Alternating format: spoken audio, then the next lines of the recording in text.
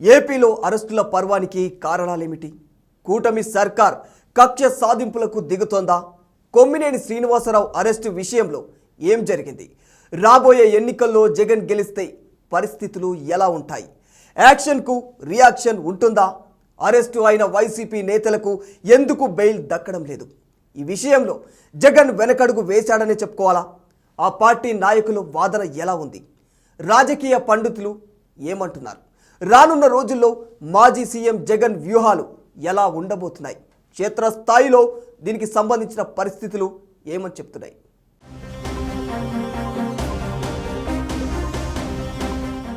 ఏపీలో రాజకీయాలు హాట్గా ఉన్నాయి. ఏపీ వ్యాప్తంగా అరెస్టుల పర్వం నడుస్తోంది. రాజకీయ నాయకులు మొదలు జర్నలిస్టుల వరకు అరెస్టులవుతున్నారు. తాజాగా జర్నలిస్టు కృష్ణంరాజును పోలీసులు అరెస్ట్ చేశారు. కొన్ని రోజులుగా పరారీలో ఉన్న ఆయనను విశాఖ సమీపంలోని తగరపు వలస దగ్గర అదుపులోకి తీసుకున్నారు. ఇటీవల ప్రముఖ జర్నలిస్టు కొమ్మినేని శ్రీనివాసరావు సైతం అరెస్ట్ అయ్యారు. ఈ అంశం రాజకీయంగా దుమారం రేపింది. అమరావతి మహిళల పట్ల అనుచిత వ్యాఖ్యల కేసులో కృష్ణంరాజు కొమ్మినేని శ్రీనివాసరావును అరెస్ట్ చేశారు. ప్రస్తుతం కొమ్మినేని జైల్లో ఉన్నారు. ఇప్పటికే వైసీపీ నేతలు వల్లభనేని వంశీ, నందిగాం సురేష్, కాకాని గోవర్ధన్ రెడ్డి జైల్లోనే ఉన్నారు. టీడీపీ నేత కిడ్నాప్ వ్యవహారంతో పాటు ఇతర కేసులను వల్లభనేని వంశీ ఎదుర్కొంటున్నారు. హత్యాయత్నం కేసులో నందిగాం సురేష్ కూడా నిందితుడిగా ఉన్నారు. ప్రస్తుతం ఆయన జైల్లో ఉన్నారు. మైనింగ్ కేసులో కాకాని గోవర్ధన్ రెడ్డి ఆరోపణలు ఎదుర్కొంటున్నారు. ఆయన కూడా నెల్లూరు జైల్లో ఉన్నారు. వివిధ కేసుల్లో జ్యుడిషియల్ రిమాండ్లో బోరుగడ్డ అనిల్ కుమార్ ఉన్నారు. ఆయనకు బెయిల్ వచ్చినా నకిలీ వైద్య ధృవీకరణ పత్రం అందించారన్న ఆరోపణలతో బెయిల్ రద్దయింది. త్వరలో మరిన్ని అరెస్టులుంటాయని ప్రచారం జరుగుతోంది.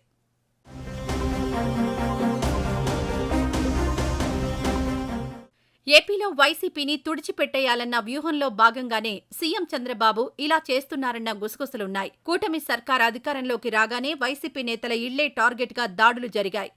కొడాలి నాని, వల్లభనేని వంశీ ఇళ్లపై వరుసగా దాడులు జరిగాయి.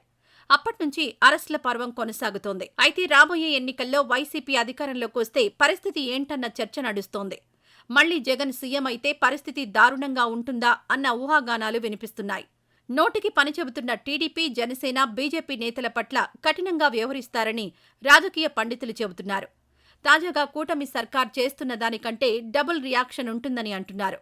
వైఎస్ భారతి, వైసీపీ మహిళా నేతల పట్ల అనుచిత వ్యాఖ్యలు చేసిన నేతలను వదిలేది లేదని వైసీపీ నాయకులు సైతం చెబుతున్నారు. అధికార మదంతో ఉన్న నేతలకు గుణపాఠం చెబుతామంటున్నారు నేతలు. ఇప్పటికే జగన్ సైతం మాస్ వార్నింగ్ ఇచ్చారు. మహిళల పట్ల అనుచిత వ్యాఖ్యలు చేస్తే రెట్టింపు మూల్యం చెల్లించుకోక తప్పదన్నారు. వన్ సైడ్ వెళ్తున్న పోలీసులకు సైతం వార్నింగ్ ఇచ్చారు.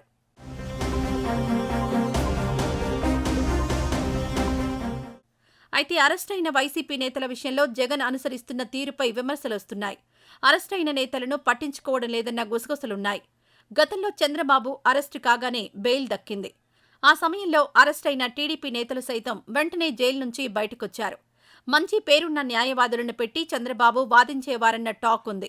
అయితే వైసీపీ దగ్గరకొచ్చేసరికి సీన్ రివర్స్గా ఉందన్న ప్రచారం జరుగుతోంది. ఈ విషయంలో జగన్ వెనుకపడినట్లు రాజకీయ పండితులు చెబుతున్నారు. దీనిపై మరింత ఫోకస్ చేయాల్సిన అవసరం ఉందంటున్నారు.